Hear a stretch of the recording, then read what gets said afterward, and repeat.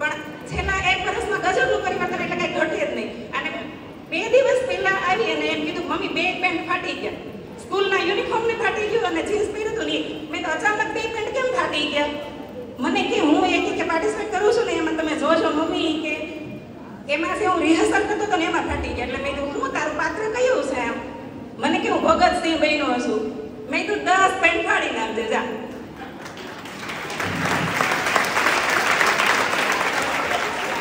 હંમેશાની માટે મેં મારા લાઈફમાં કીધું છે કે ચાણક્ય નીતિમાં લખ્યું છે કે સ્વસ્થ અને સક્ષમ માતાને 2 રાષ્ટ્રને પુત્ર આપવા.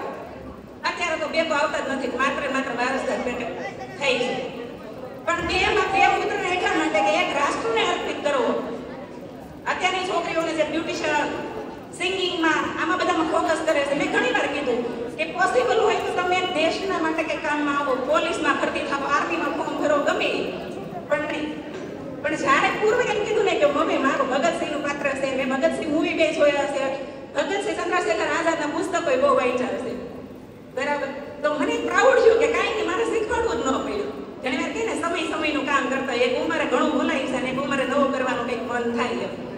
તો આની અંદર ગજબનું પર એવું નથી મારો વસન પરફોર્મન્સ કરતો હતો એટલે મેં પૈસા આપ્યા છે, કેટલો હું જોવા આવી છું. શિક્ષકે કીધું કે તમે આવવાના હોત અને અગાઉ કીધું હોત તો હું તમારું સ્વાગત કરાવીશ. મેં આજે હું કોઈ સેલિબ્રિટી બની ન થઈ, આજે હું પેરેન્ટ્સ બનીને આવી છું.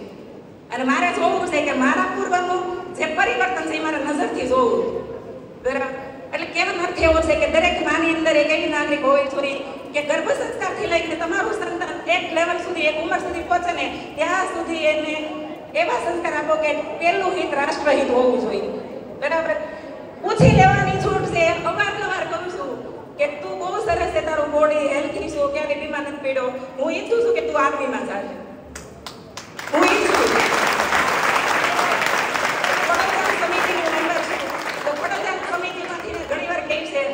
તમારા છોકરાઓને છોકરીઓને એ પ્રેરણા આપો કે પોલીસમાં ભરતી થાય. ઘણા બધા આજના આપણા પટેલા યુવાનો છે એ આજકાલ પીઆઈના પીએસઆઈના ફોર્મ ભરી રહ્યા છે, એમાં ભરતી થઈ રહ્યા છે, તો ગર્વની વાત છે.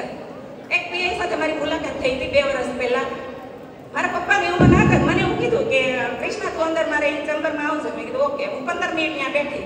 વડીલ હતા, એને સાંભળવાનું મને હતું, હોમિયોપેથિક ડોક્ટર હતા. પણ એને એવું કીધું હતું કે મારી એવી ઈચ્છા છે કે ગુજરાતના દરેક પોલીસ સ્ટેશનની અંદર એક પટેલનો દીકરો પીઆઈ હોય. કહેવાનો અર્થ એવો છે કે દીકરાઓને દીકરીઓને એ શિક્ષણ આપો કે પોલીસમાં ભરતી થાય, આર્મીમાં ભરતી થાય, ભલે ગમે એ ફિલ્ડમાં આગળ વધે. ઘરની જરૂરિયાત હોય તો કરવું પડે એવું કામ. અમે તો દાડી કરી છે 50 રૂપિયા. આજે લાખો રૂપિયા ઘરે બેસીને કમાઈ શકું છું. પણ 6 ભણેલી આ કૃષ્ણા પટેલ પોતે અત્યારે પોતાના છોકરાને આર્મીમાં જવાની વાત કરે છે. શું કામ કે 2 દીકરા છે, એક બિઝનેસ કરશે ને એક ખપી જાય, કઈ વાંધો નહીં, જીવન સાર્થક થઈ ગયું. પ્રિન્સિપલ સાહેબે લગભગ કીધું કે જનની જાણે તો કા ભગત ગણશે કા દાતા કા સૂર નહીં કરે છે વાંધણી તારું મત ગુમાવીશ તું. બધી નાડી ખેંચાઈ જાય ત્યારે એક દીકરા જન્મ દેતી હોય એક માં. કહેવાનો અર્થ એવો છે કે સંતાનને રાષ્ટ્રભક્તિ ગર્ભ સંસ્કારમાંથી આપો. નહીં સ્કૂલમાં આપે છે, સારી વાત છે, પણ ગર્ભ સંસ્કારમાંથી આપો. આજે પણ કોઈ પણ ફિલ્મ જોતી વખતે જમતા હોય ને એમાં રાષ્ટ્રગીત આવી જાય તો ઊભો થઈ જાય છે. આપણી ફરજ છે, આપણે મૂવી જોવા જઈએ તો સ્ટાર્ટમાં આપણે ગીત વાગે એટલે ઊભા થાય.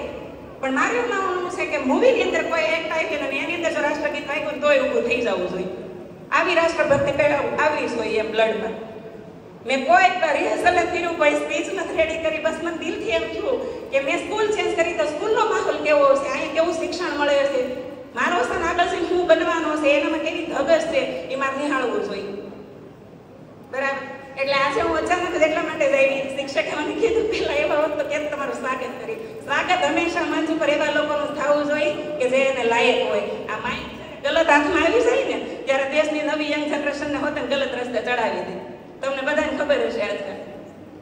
એટલે આ ભક્તિ, રાષ્ટ્રભક્તિ શિક્ષકો તો આપે જ છે, પણ દરેક માતાને એક નમ્ર વિનંતી કે ગર્ભ સંસ્કારથી લઈને તમારું બાળક એક લેવલ એટલે એક ઉંમરે પહોંચે ત્યાં સુધી આપો કે બેટા તારા કરવાનું છે, આનંદ કરવાનો. સતત એનો એ ખ્યાલ રાખો કે બહાર છે સંગત ફેર થાય. અને અત્યારે બધાને ખબર છે ડ્રગ્સ, દારૂ આના રવાડે ચડી જાય છે યંગ જનરેશન.